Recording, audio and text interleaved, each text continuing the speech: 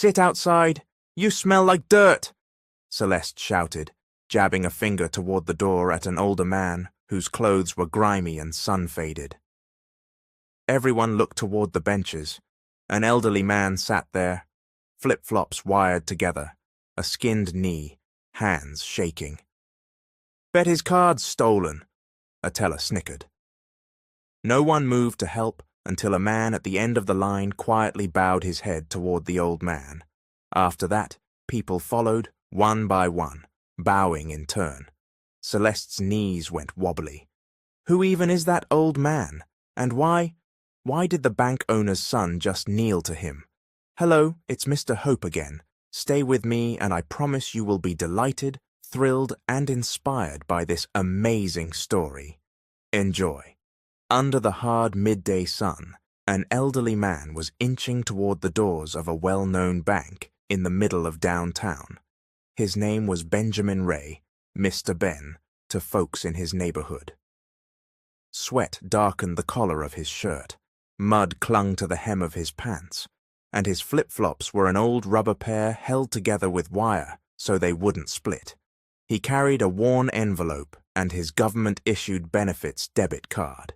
He knew exactly why he'd come. He had to withdraw this month's pension so he could get Tommy to the hospital.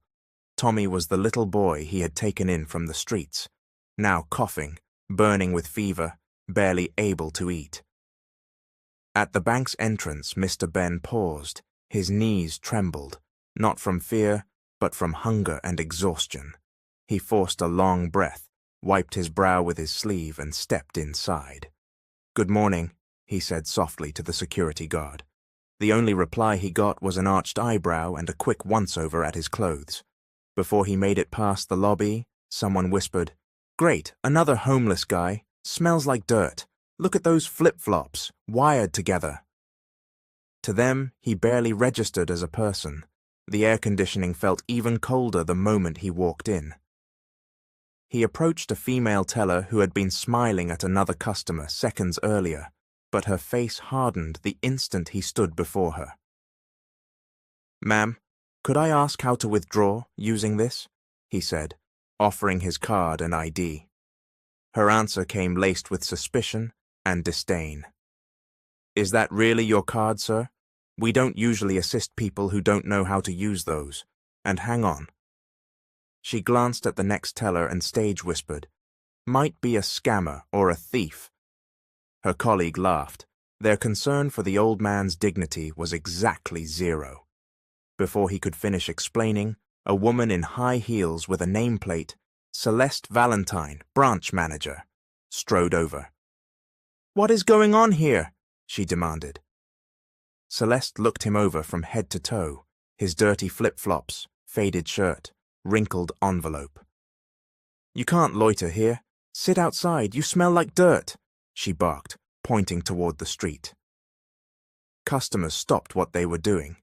The whole bank went quiet. People who had been smiling at their phones stared at Mr. Ben as if he were a threat. No one stepped in. "Please," Mr. Ben said, voice trembling. "My boy needs the hospital. I don't know how to use this. I just need help." Celeste cut him off. "It might not even be your card. You don't look like you have an account. How would you?" A guard approached and motioned to escort the old man out. Before the guard could touch him, a voice rose from the end of the line. "Miss, please wait." A man in simple business casual, wearing a watch without a hint of swagger, walked forward. This was Ray. He had been quietly watching. He placed his envelope on the counter and bowed his head before Mr. Ben. "I'm sorry, sir. You haven't done anything wrong." Gasps rippled through the room. One by one, like dominoes, customers followed Ray's lead. 1, 2, 3. Soon 5 people bowed at once in respect to the old man. Celeste froze. Cold swept her body. She hadn't expected this, especially when she noticed who one of the bowing men was. "That's the bank owner's son," a teller whispered. Phones lit up. Someone had been recording video the whole time, and within minutes it was ricocheting across social media. In the clip, the branch manager shamed a dirt-streaked old man, only for customers to surround him with respect at the end.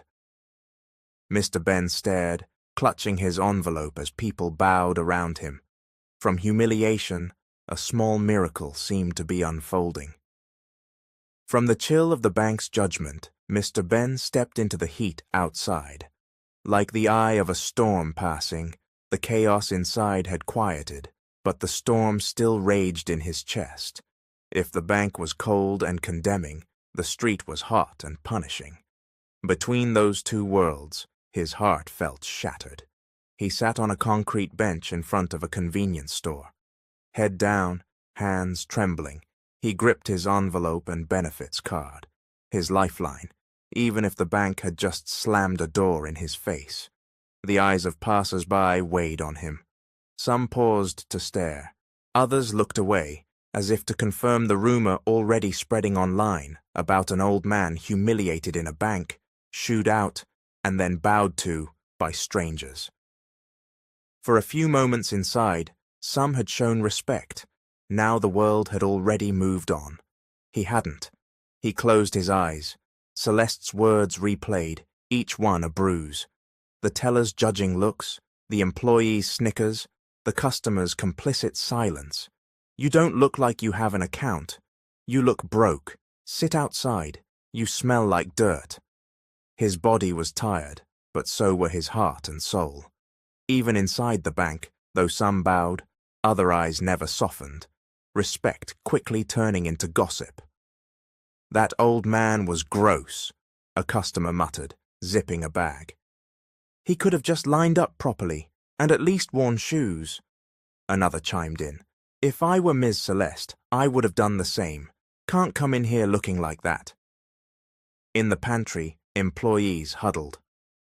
We've got another issue at our branch, one sighed, and tons of people recorded it. At least Ray kept quiet, but it's like he knew something. Was he the one who approached the old man? Yeah, he even bowed to him, like reverence. They didn't realize Ray hadn't acted for attention. He had shown respect to a man crushed by a system that was supposed to serve him. Meanwhile, Ray sat in his car in the parking lot, watching the now-trending video someone uploaded. In it, Mr. Ben was mocked. Celeste yelled. At first the crowd kept still, then bowed. Ray knew bowing wouldn't erase the pain. A viral post can't heal humiliation. He looked at a creased photo in his wallet. His father, abandoned by a similarly cruel, indifferent system. Seeing Mr. Ben, Ray hadn't only felt pity, he felt anger, not at people, but at the system that prizes clothes over dignity, looks over intent, fragrance over need. Mr. Ben walked home, slower than before, an empty card in his hands, dignity in tatters. At the little house he and Tommy shared, the boy's weak voice floated out. Dad, did you get the money? Mr. Ben couldn't answer right away. He forced a smile, came close, lifted the damp cloth from Tommy's forehead, kissed him there. Not yet, son. We'll get it tomorrow. They said to come back once I'm cleaned up. It's okay, Dad, the boy whispered, even without medicine, as long as you're here. Mr. Ben closed his eyes, swallowing back tears. He couldn't tell Tommy the real reason he was turned away wasn't his clothes. It was the belief that he had no right to stand there at all. He wasn't a beggar. He had been a public school teacher. He had a diploma, an ID, a heart. But today he was treated like dirt on a bank's marble floor. Back at the bank, Ray Santiago had watched it all with a wound in his chest, splitting open again. He saw how the crowd's eyes pushed the old man out, and he saw how Mr. Ben hardened his face, swallowing his shame. The scene echoed an old memory. His father mocked at a community hall for the way he looked and spoke. Dirty, they'd said. Uneducated. He'd been barred from his own child's ceremony for not owning a dress shirt. If respect is based on scent, clothes, and shoes, who's truly rich? That night in his office, Ray couldn't sit still.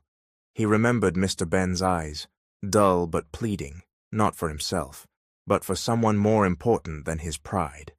He opened his laptop and phone. While most just scrolled the news, Ray was thinking. Something had to be done. Across town, the night pressed heavier over Mr. Ben's tiny place, tucked by a row of shacks. "Kiddo," Mr. Ben murmured, changing the cloth on Tommy's brow. "I'm sorry, I didn't get the money. Tomorrow I'll clean up. Maybe then they'll help." Tommy smiled faintly. "It's okay, Dad. There's nothing wrong with not being rich, right?" Mr. Ben didn't answer. His answer was tears. 8 years earlier, on a rainy night, Mr. Ben had come from a teacher seminar in Newark. He'd lost a flip-flop to flooding and walked barefoot. While waiting at the Port Authority bus terminal, he heard a baby crying behind the shelter. He found a baby boy swaddled in a threadbare blanket. Days and then months passed. No one came for the child. "You're mine now," he had whispered. "We're not blood, but I can love you just the same." He took the baby home, fed him, cared for him, brought him to the clinic, and named him Tommy. Later, he filed the papers to be his legal guardian. Mr. Ben was a public school teacher, no family, no children of his own. Tommy gave his life direction. Mr. Ben picked him up from preschool every day, taught him the alphabet, read him picture books, mixed his milk, carried him when he had a fever. But now, thinking of the people who refused to understand his situation, Mr. Ben felt Tommy slipping away, cough by cough, as if each hack erased a happy memory. "Dad," Tommy whispered, trying to sit up. "Don't get up, kiddo. Lie down. Rest." "Dad, I'm hungry." Mr. Ben's eyes closed. The pantry was bare. Yesterday's sardines were gone. The last rice had been cooked at noon. "We'll wait, son. We'll wait." But moments later, Tommy's hands quivered, his eyes rolled back, and he went limp. "Tommy!" Mr. Ben cried, the world collapsing. He bolted from the house with the boy in his arms, shouting into the street. "Help! Please! My son passed out!" Windows cracked open and slammed shut. In desperation, he flagged a cab. "Sir, please, any clinic, any ER, save my boy." The driver said nothing, just swung the car over. Mr. Ben slid in with Tommy. Even without cash, even knowing he couldn't pay, he trusted that maybe, just maybe, tonight the world would show him mercy. Past midnight, the air was cold, but Mr. Ben was sweating in the back seat, cradling an unconscious Tommy. "Almost there, son. Hold on," he murmured, fingers wrapped around the boy's cold hand. The driver kept quiet, clearly anxious but asking for nothing. Near the hospital, Mr. Ben leaned forward. "There, St. Grace Medical Center. It's private, but maybe they'll take us." At the doors, Mr. Ben jumped out and rushed to the security desk. "Sir, it's an emergency. My boy fainted." The guard ran to look. "Go straight to the ER, left side." Mr. Ben carried Tommy through the emergency entrance. At the nurse's station, a staffer stepped in front of him. "Sir, hold on. We need insurance and an intake form." "Ma'am, please. He could die." "I'm sorry, sir. This is a private hospital. Do you have ID, Medicaid, or insurance, or a card for the copay?" Mr. Ben pulled out his government benefits card. "I don't have cash right now, but there's money on this. My pension. I can withdraw it tomorrow, please." The nurse glanced at the card and looked away. "We can't use that for payment. We need a deposit, at least $500. "He's critical. Please, just let someone see him." A doctor hurried over, checked Tommy's pallor and breathing. "He's critical. Likely dehydration and a severe infection. Get him to observation now," the doctor ordered. "Doctor, he has no deposit," the nurse said. "Bring him in. I'll take responsibility. Move." Mr. Ben sagged against the wall, with relief. At least one person wasn't measuring the contents of his wallet, only the weight of the child in his arms. While they laid Tommy on a gurney and began the workup, Mr. Ben sank to a chair and wept.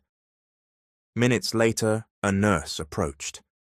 "Sir, he's in observation for now, but we really do need to admit him to a room. Without funds, we may have to discharge." Mr. Ben swallowed. "Can't you wait till tomorrow? I'll go back to the bank and withdraw my pension, please." The nurse just looked at him and turned away. In the ER, the doctor came back.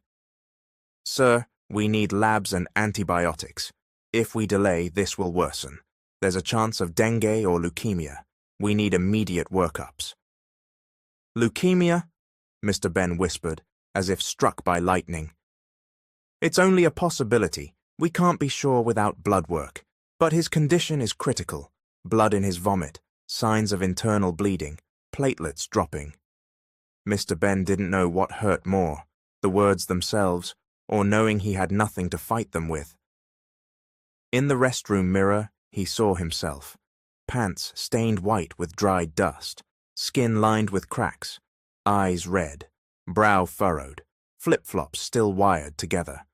The reflection seemed to say, "You don't belong here. They don't hear you because you look like you're always asking." But Mr. Ben wasn't asking for himself. Breaking news tore through the feeds. Viral video shows old man insulted inside bank. Branch manager blasted by netizens. In hours, the clip hit 3 million views.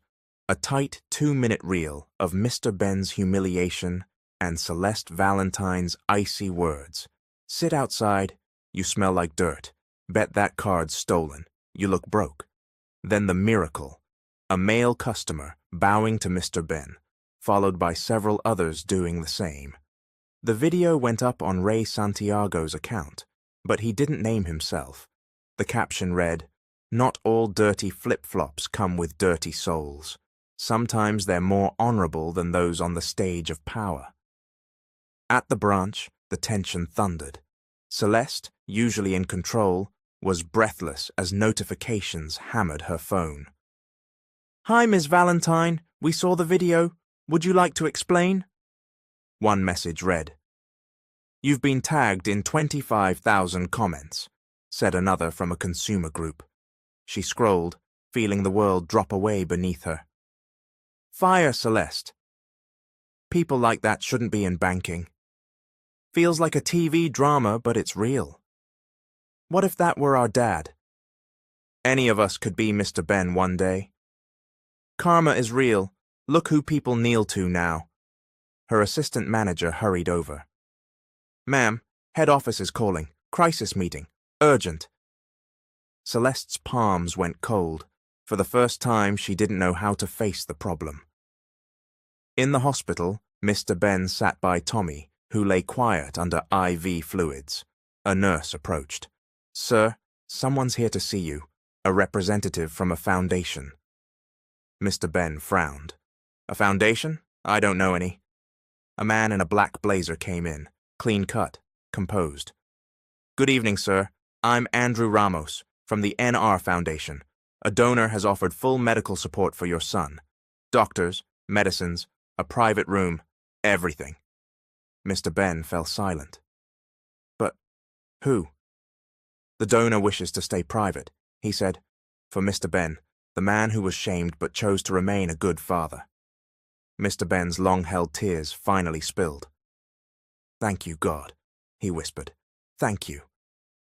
Across the city, Ray sat in his car, watching the reactions. Quietly, with a mix of grief and hope, he scrolled. On the passenger seat lay the simple phone he used for his storytelling and journalism. He was the anonymous creator behind several viral social justice stories. But this one was personal, not just about Mr. Ben, but about every child never given a chance, every elder stripped of dignity, every parent pushed away by air-conditioned systems. A friend from a major media outlet called. "Ray, where'd the video come from?" "Doesn't matter if it was me," he said. "What matters is, the country's eyes are open." The next morning, the bank issued a statement. We apologize for the unacceptable treatment of a client at one of our branches. The incident is under investigation. The personnel involved are suspended pending review. It wasn't enough to calm the outrage. Celebrities, influencers, community leaders spoke out. No one has the right to trample someone, especially a father seeking help.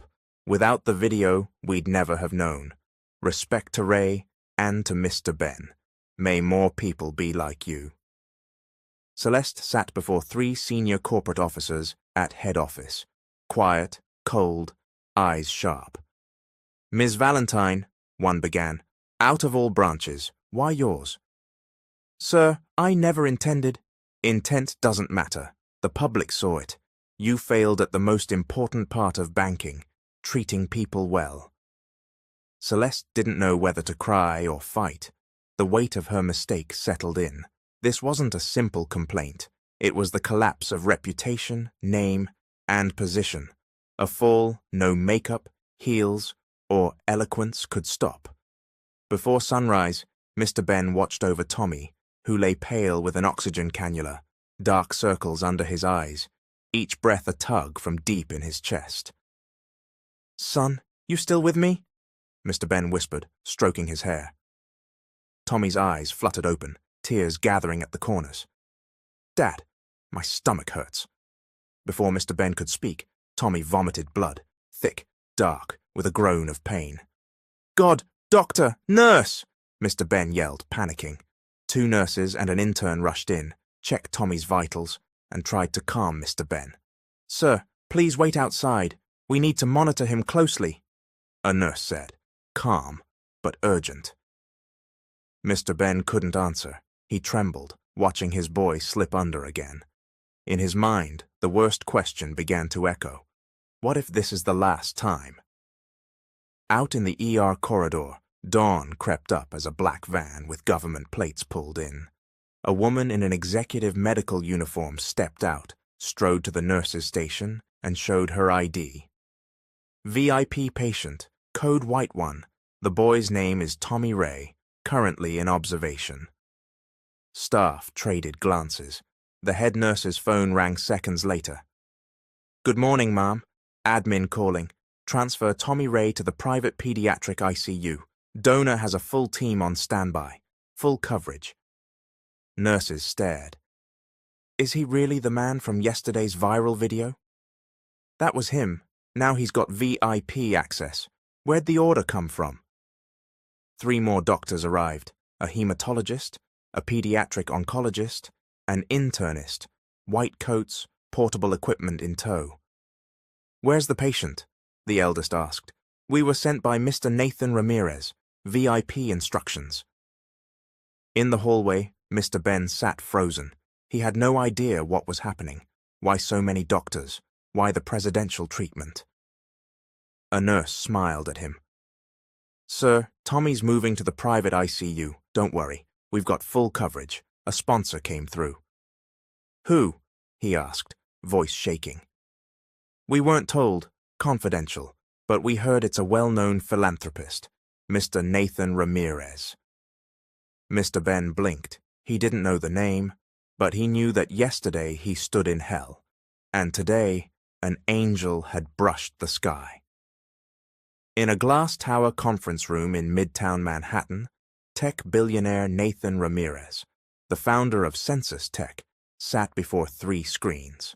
On one, the viral video of Mr. Ben played. On another, real-time updates from the hospital. On the third, his office security feed. He watched the bank scene again.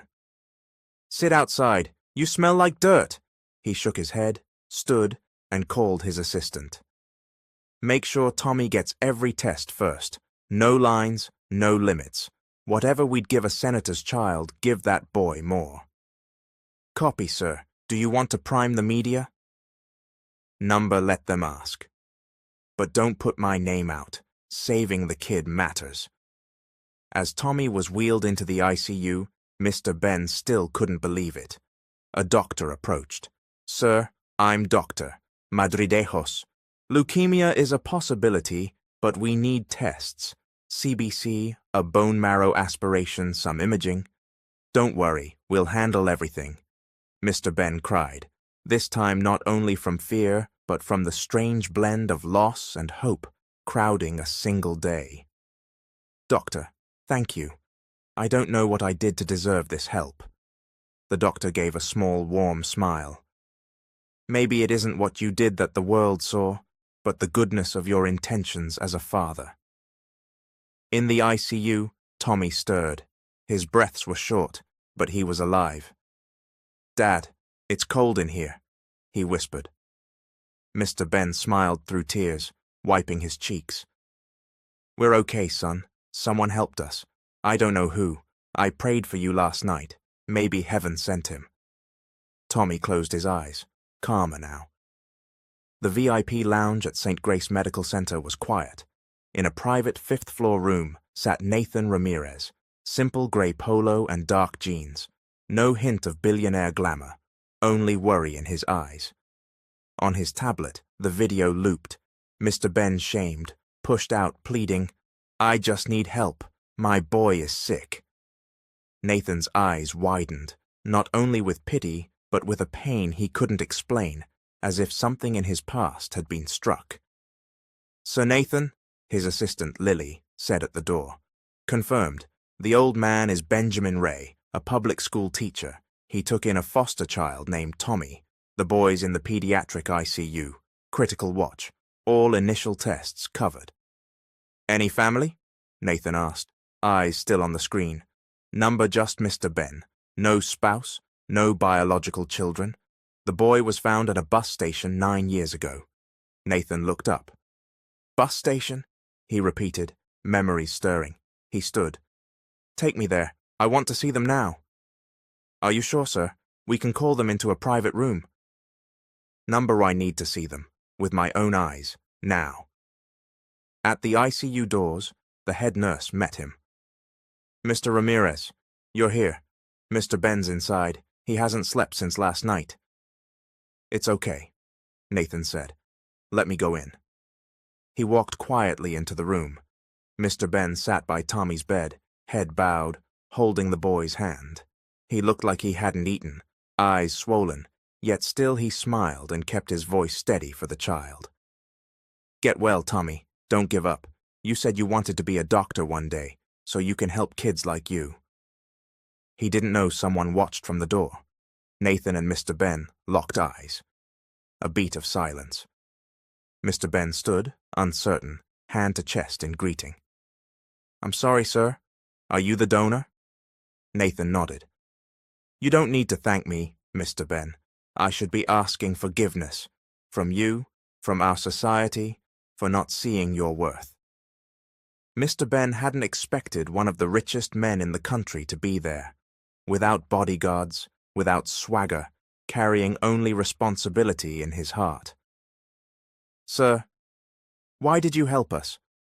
Nathan looked at Tommy. I don't fully know, but when I watched that video, something hit me. It felt like I'd been searching for an answer a long time. In that boy's eyes, I saw a question I want to answer. He stepped to the bedside. Tommy blinked at him. Hi, Tommy, Nathan said softly. I'm Uncle Nathan, a friend of your dad's. Tommy managed a small grin. Do you have any snacks? He quipped. Nathan and Mr. Ben laughed through their tears. No problem, kid, Nathan said. If it takes a buffet to get you better, we'll bring one. In the hall, Nathan called his assistant. Full watch for Dr. Madridejos and Dr. Yenyo. Send a counselor and a nutritionist. Make sure Mr. Ben's daily needs are covered. He's not sleeping in a chair. Noted, sir. And in the morning? I want the full file on this case. I have a feeling this story isn't over. Online, the public buzzed louder. Someone said a VIP donor had stepped in. A nurse's post hinted they'd seen Nathan Ramirez at the hospital. Salute to Mr. Nathan, one comment read. Nathan kept silent. He didn't want Mr. Ben's story turned into a PR campaign. To him, this wasn't the tale of a shamed old man. It was the story of a father who fought to the end. Before sleep, Tommy felt Mr. Ben's hand still wrapped around his. "Dad," he whispered, "I know I'm not your real son, but you're the only father I have." Mr. Ben didn't answer. He cried instead. In the middle of grief and fear, one truth steadied him. He hadn't failed, and now he wasn't alone. The day spun off its axis for Celeste Valentine. Instead of the usual transactions she handled as branch manager, a new kind of battle arrived: digital warfare. At the office, employees stared, not with the old mix of fear and respect, but with a kind of hushed derision. Some whispered in corners, phones in hand. "Celeste, look at this," said Angela, a senior teller, showing a screen with the viral video. Celeste, brows knitted, words sharp and cutting. "You smell like dirt. Sit outside." The video's title: "Bank Manager Belittles Old Man, but He's the Real Hero." Celeste went numb, as if doused in ice water. The comments were worse. "What a cruel manager." "Fire her. Elitist." "Who is this Celeste? Get rid of her." "Heartless. Hope karma hits." Her desk phone rang and rang, head office again and again. "Where are you, Celeste?" the regional director snapped. "What mess did you make now? You're trending, for the wrong reasons." "Sir, I didn't—" "You're under investigation. PR is drafting damage control. This isn't over." She hung up, the room closing in. Old allies drifted away. Heat became stale air in a chamber of shame. She wanted to cry, but held herself together. She watched a live broadcast. Elder teacher, abused by bank manager. Now the nation praises him. Footage showed Mr. Ben at the hospital, holding Tommy while donations came in. The old man's life seemed to rocket upward while her world crumbled. She didn't sleep that night. Confidence, Chanel bag, high heels. None mattered now. Memes popped up. Some used her line, "You smell like dirt," with captions like, "He smells like respect, do you?" The next morning, reporters waited outside the bank. "Celeste Valentine, do you humiliate seniors?" "Any comment on the video?" "Are you resigning?" Cameras everywhere. She forced her way inside. Even the guard's greeting felt hesitant. HR's memo landed by noon. "Pending investigation, you are relieved of public-facing duties. Final decisions after review." Not fired, yet, but she felt the ground tilting toward the cliff. By day's end, she sat before her mirror, wiping off lipstick and foundation, staring at her own face. Who was she now? Reputation gone, respect gone, poise gone. Just a portrait of someone stripped of dignity, and maybe of conscience. The sun dipped outside. A single tear splashed onto the papers on her desk. But this wasn't the end. She hadn't apologized. She hadn't surrendered. A week after the video, Celeste could barely step outside. Her once smooth, confident face now carried the marks of sleepless shame. Every platform swarmed with her name and one demand: remove her from service. Then came the email she feared. "You are required to appear before the board of directors and the CEO, Mr. Michael Delaney, 9 a.m. sharp." Her chest squeezed. She reread it, hoping she was mistaken. She wasn't. In the conference room, CEO Michael Delaney sat, tall, cool, voice unyielding. HR, PR, and legal flanked him. "Ms. Valentine," Delaney said evenly, "we've reviewed the footage, assessed the public response, and, most importantly, reckoned with the heart of the matter." Celeste's eyes were down. "You will issue a public apology, effective immediately," the PR head said. "And you are relieved of your duties." A termination letter slid across the table. The guard and the mocking teller were dismissed as well. No debate, no defense. Before she could leave, Delaney spoke again. "One more thing." Celeste looked up, fear in her eyes. "Go to the hospital," he said. "Apologize, in person. Not as a manager or employee, but as a human being. For once she had no argument, she had no right to one. Swallowing her pride, she accepted. At the pediatric ward, the hallways were still when Celeste arrived, clutching flowers and a small toy. Her heart pounded. She felt like the patient, fevered with nerves, legs shaking. In the corridor, Nathan waited with a small basket of fruit. She also saw Ray, the man who had first defended Mr. Ben, now treated with more respect by the nurses than she was. "Thank you for coming," Nathan said simply. "Mr. Ben is inside with his boy. Tommy's out of immediate danger, but there's a long fight ahead."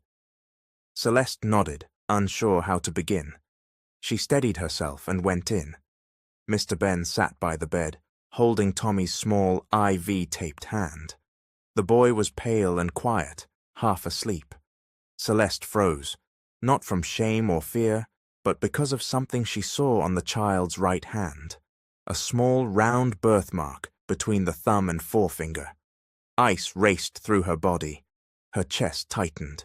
It can't be. She stepped closer. When the shape was clear, the words slipped out before she could stop them. "Where did you find him, Mr. Ben?" Mr. Ben looked up, surprised. "Oh, it's you," he said softly. "Thank you for coming." She couldn't reply. The room spun. "Where?" she asked again. Mr. Ben sighed, reluctant but drawn back into memory. "About 8 years ago. I was headed home from a teacher training. I was at the bus terminal, Port Authority. I heard a baby crying by the seats, alone, no note, no bag. There he was, Tommy." Celeste's eyes widened. Her knees went weak. Number. Not a coincidence. In her mind, the most painful night returned. The night she lost her baby at that terminal while fleeing her ex. Her baby had a round birthmark in that exact place. And here he was, feverish in a hospital bed, raised by the very man she had humiliated. She couldn't breathe. She wanted to scream, run, gather the boy into her arms and say, "You're mine." Mr. Ben waited. Celeste forced a brittle smile, tears pooling. Between breaths, she whispered two of the most important words of her life. "I'm sorry." Celeste stared at Tommy's small hand. The birthmark shook her to her core. She sank into a chair, clutching her chest, and sobbed. "My baby," she breathed. The rhythm of her heart pounded in her ears, and a deep hole of memory opened. 8 years ago, rain hammering the sidewalks around the Port Authority. Celeste, then in her mid-20s, held a baby wrapped in a worn blanket. They stopped beside a corner diner to hide behind a post. "Shh now, Wakin, please," she begged them as the baby cried. They had come from out of state, running. Hours on the road, sweating, hungry, scared. She had only one plan: get far from her husband, Rommel, a man with dark eyes, a cold heart, and no respect for his own child. They had to flee to survive. Then a shout exploded from the far side of the terminal. "Sell!" Rommel's voice. Celeste panicked and ran, still holding the baby. A woman collided with her. Her bag fell. In the jolt, her grip on the baby loosened for a split second. 1 second. When she scrambled up and looked around. When Celeste looked back, her baby, Wakin, was gone. In the present, Celeste trembled, sinking to her knees by the bed, ignoring everyone else. Ray, Mr. Ben, the nurse at the door. "I'm his mother," she choked at last, eyes drowning. "I lost him. It's my fault." Mr. Ben stared. "What do you mean?" "The last place I saw him was the bus terminal. I thought I'd never see him again. But it's him, Tommy. He's Wakin." She sobbed. Ray said nothing. Mr. Ben and Ray exchanged a look. Shock, confusion, and a tender kind of ache rippled through the room. "I raised him for 8 years, Mr. Ben said quietly, voice steady but heavy. "I treated him like my son, and now I learn he has a mother." But instead of jealousy or fear, What Mr. Ben felt most was pain. Not that Tommy might be taken from him, but for everything the boy had endured. If I hadn't blocked you at the bank, if I hadn't shamed you, maybe Tommy would have been admitted sooner, Celeste whispered. Maybe he wouldn't be this weak. Mr. Ben stepped closer and squeezed her shoulder. You didn't know then. You know now. Silence filled the room, and one question haunted Celeste. How do I make up for all the time lost? Before she could form an answer, a new presence appeared at the door. A man in dark glasses. He stood staring at the boy. Rommel. The chill in his eyes hadn't faded. Morning light slipped through the hospital window. For the first time since the crisis began, a little smile touched Tommy's lips. He was in a regular room now, brighter, calmer, full of love. Celeste sat in a corner, quietly massaging his hand as he played with a small toy Nathan had brought.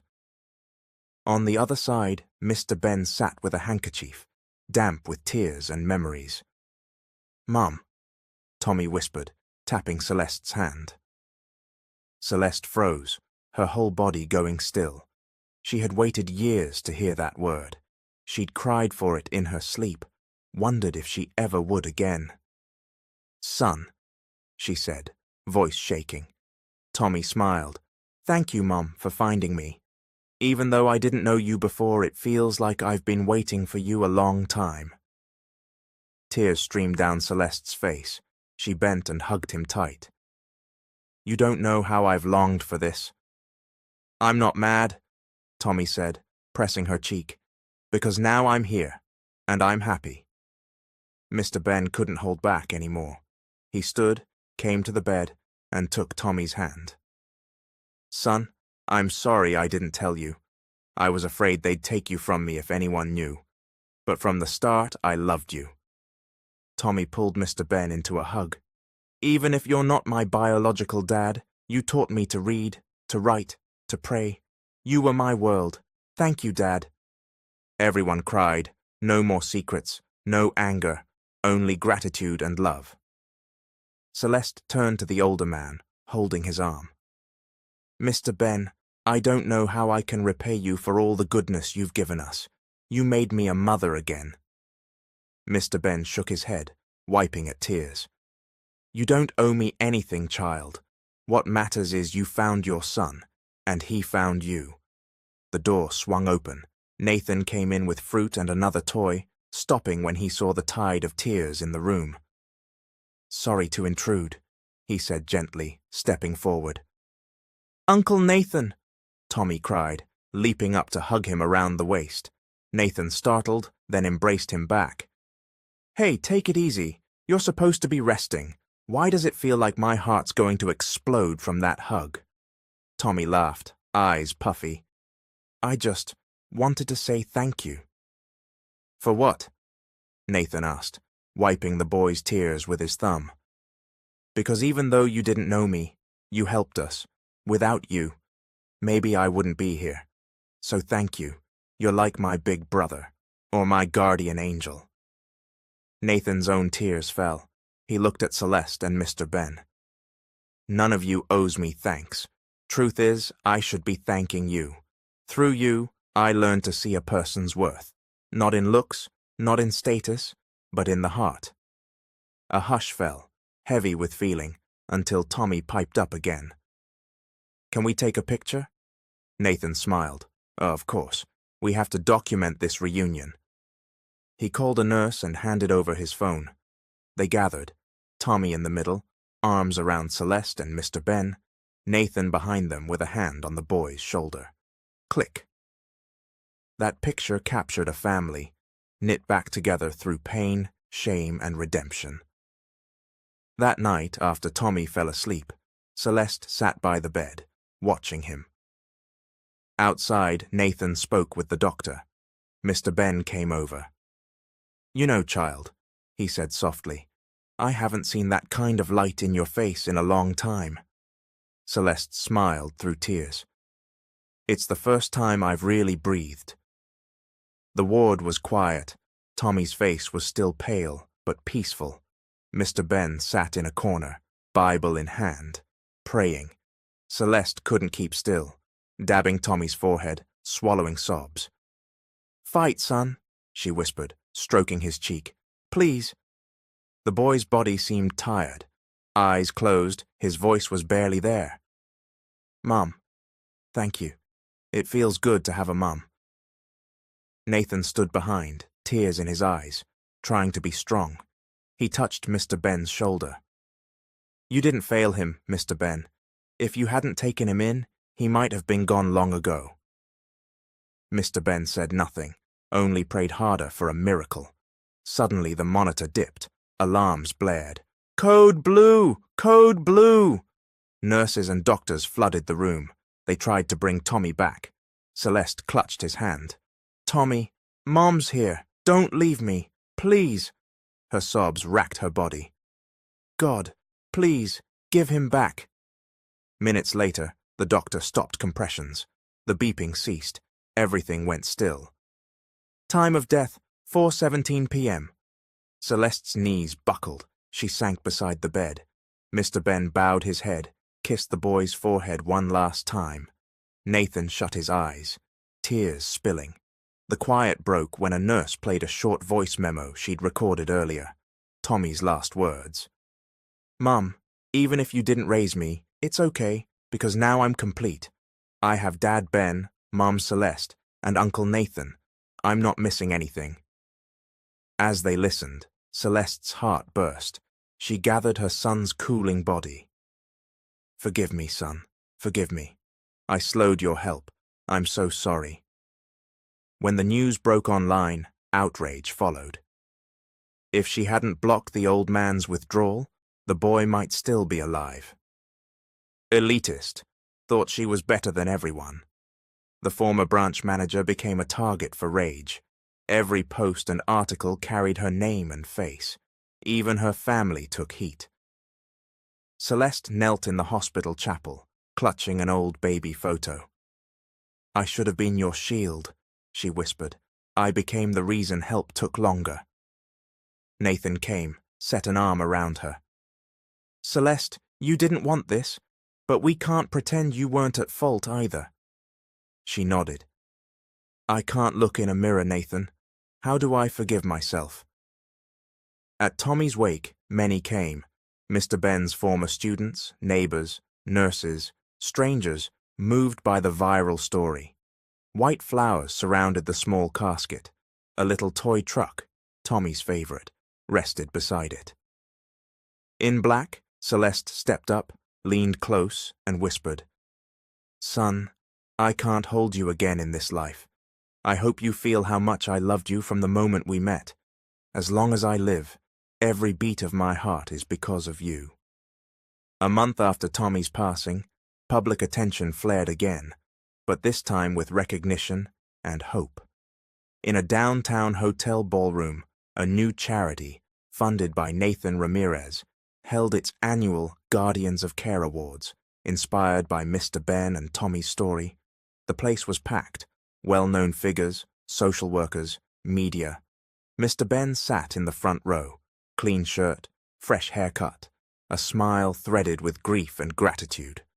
On stage, Nathan spoke. "Tonight we honor a man who never stopped loving, not by blood or wealth, but by heart." A photo of Mr. Ben hugging Tommy in the hospital lit the screen. Mr. Ben isn't famous, rich, or powerful, but he is a father in the eyes of a child the world didn't choose, a child he chose to love. Nathan knelt and personally handed him a plaque. Model Father of the Streets, Benjamin Ray, for unwavering compassion for children. The crowd rose, standing ovation, tears everywhere. Mr. Ben stood, hands trembling around the microphone. The hall went silent. "Truth is, I don't know how to accept an honor this big," he said.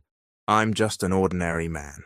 But the day I found Tommy at that station, it felt like a voice in my chest said, 'Fight for him, Ben.'" He broke down. Many in the audience wiped their eyes. After the ceremony, the press gathered. Nathan unveiled the mission of his newly formalized charity, the Guardian Hearts Foundation.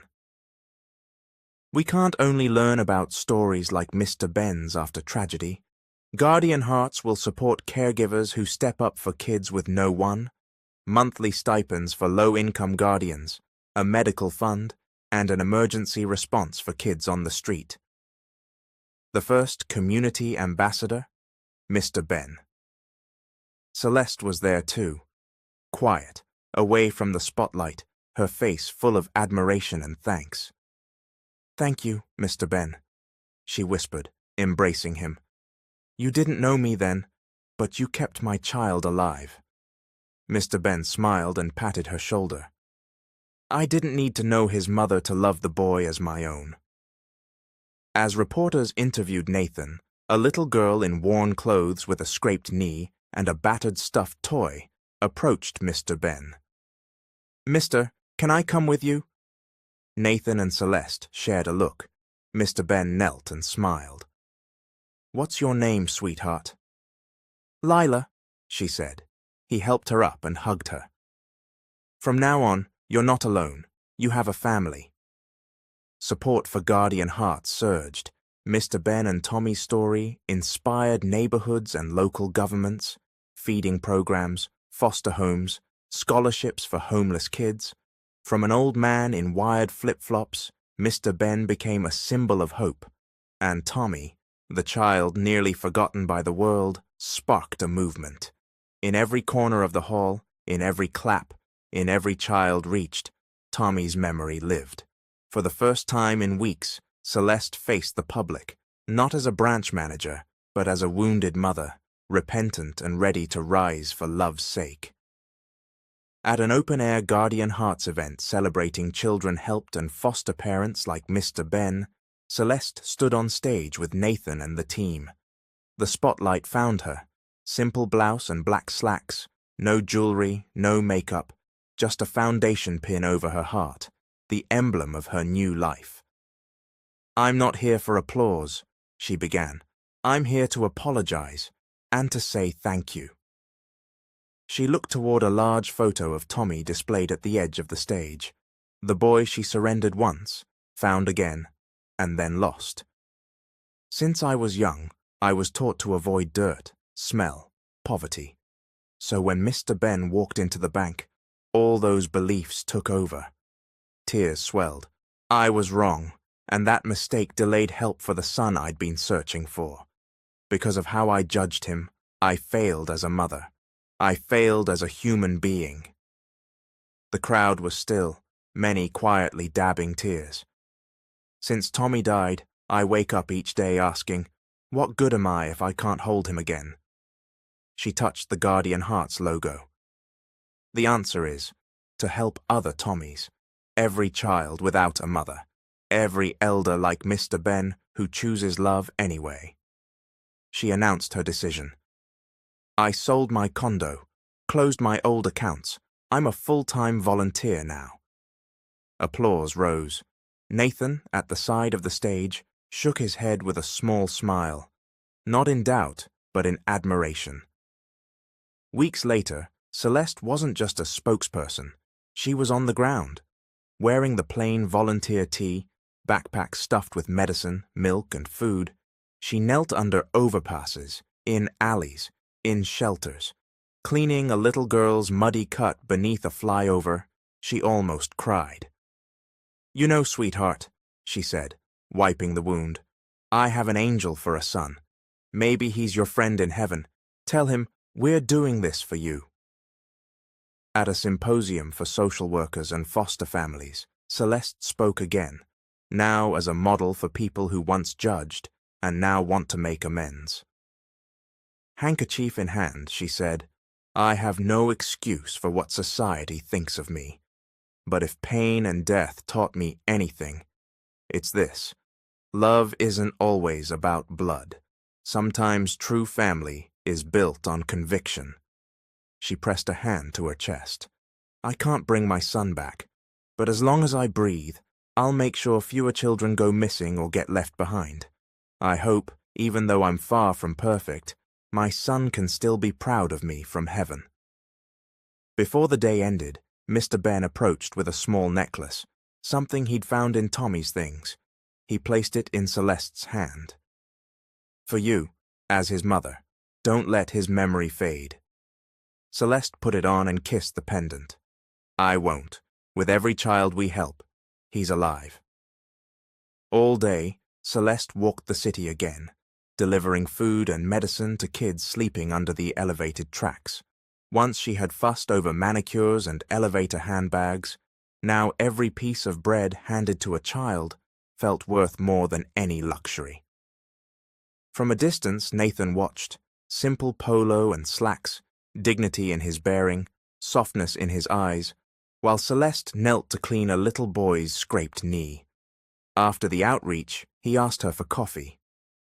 You've changed so much, Nathan said, eyes on his cup. I can't recognize the woman I saw at the bank, defiant and proud. Celeste gave a small laugh. Even I can't believe it. I thought I'd die of anger. Anger at what? Nathan asked carefully. Celeste stared into the distance, at memories she'd buried under work and pretense. At the world, at myself, at God, Nathan. She drew a breath. I tried to fight back once, then I ran. I lost my child in the chaos. She told him everything, an unplanned pregnancy, a brutal man who controlled and beat her, regrets that stalked her daily. One night I took my baby to the bus terminal, she said, sobbing. I thought I could hide in the city. In the confusion, I lost him. I went back. I haunted that station. I sat at shelters waiting for a miracle. But no Joaquin came. Hope dried up. That was the day my heart turned to stone. Nathan was quiet, seeing not an ice-cold manager, but a shattered woman who had been seeking refuge for years. You don't have to carry this alone, he said. Celeste blinked. Why are you helping me, Nathan? We're not family, he smiled, because your remorse is real, and because I see a strength in you I've rarely seen in anyone. Celeste shook her head. I'm not clean. I'm not good. Nathan took her hand. You've begun to change. You don't need to be perfect to forgive yourself. From that night, their bond deepened.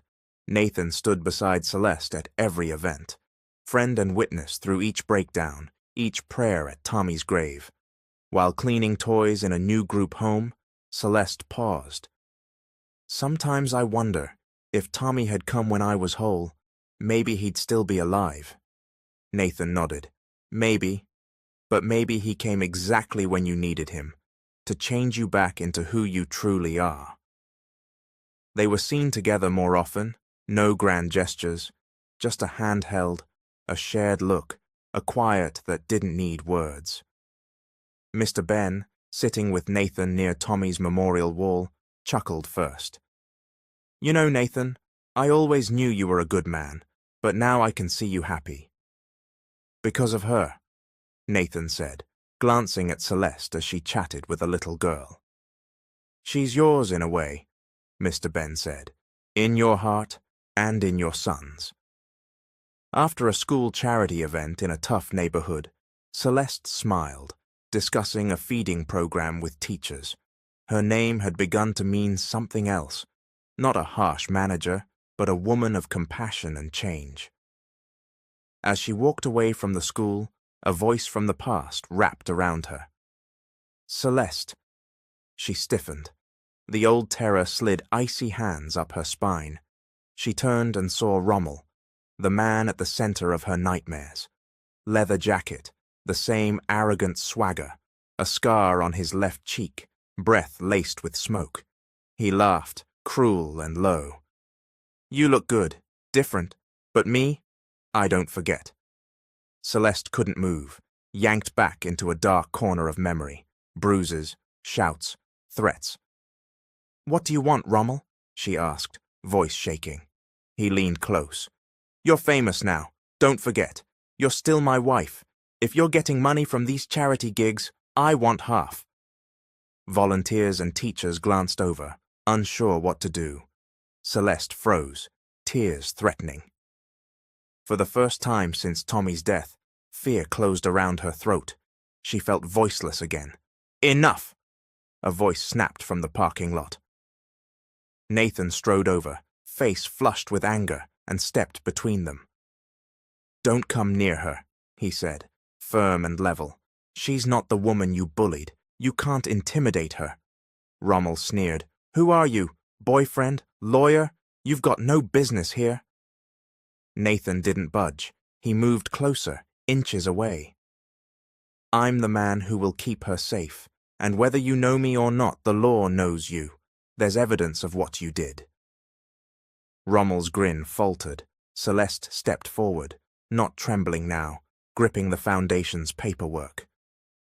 You can't scare me anymore, Rommel, she said, voice strong.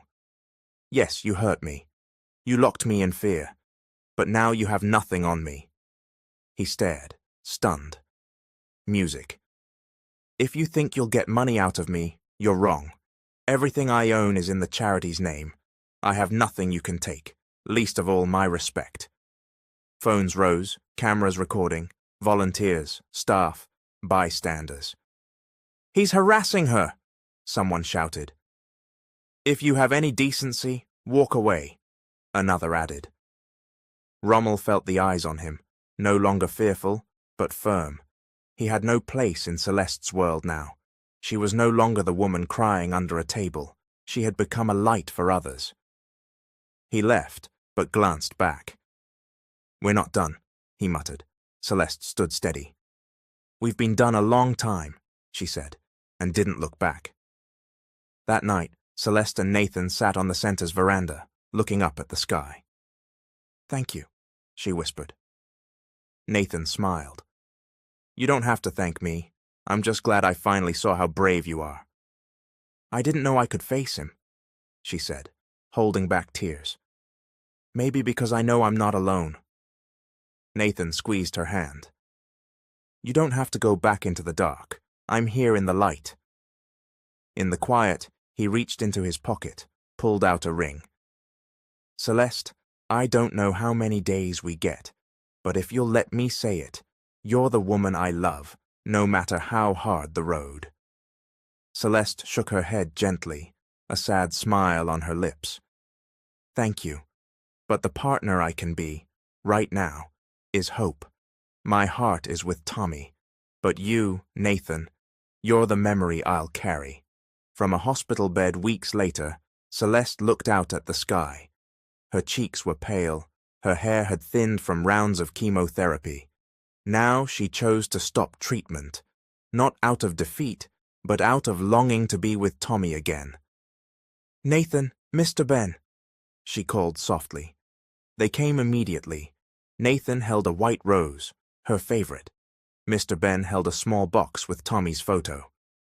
I have one last request, Celeste said, voice weak but clear. I don't want more medicine, not because I'm giving up, but because I'm ready to hold my son again. Mr. Ben closed his eyes, struggling. There are so many children left to help. What about the charity? What about us? Celeste's tears fell. Mr. Ben, you're the true hero of this story. Nathan, you don't have to sacrifice yourself for me. Through you both, I saw a goodness I never expected. Nathan was quiet. He moved to her bedside and took her hand. I'm not here out of pity. I love you, Celeste, through all the pain, anger, and mistakes. If this is what you want, I'll respect it. She smiled, faint but radiant. I wish I could grow old with you both, but my heart, it won't heal here, only if I'm with Tommy. Kids the Foundation had helped filed in with flowers and cards. Aunt Celeste, thank you for everything. You're our hope, they said. She cried, looking at each face. Use your voices for those like me who stayed silent. I'm someone who failed, but was given a second chance. That night, listening to a recording of Tommy, his little poem of thanks, Celeste closed her eyes. In her last breath, a warm hug seemed to lift her. She felt Tommy's arms around her, his eyes saying, "Mum, you don't have to wait for me." As the monitor's line went soft, a gentle smile lingered on her lips. In the end, love, not illness, carried her to rest. Love for a child, lost and found, remorse tempered by time, goodness she poured back into the world. She was gone, but her memory lived in the children she helped, and in the hearts of Nathan and Mr. Ben. Thank you for listening. It's your friend, Mr. Hope here. Don't forget to subscribe for more epic tales and adventures.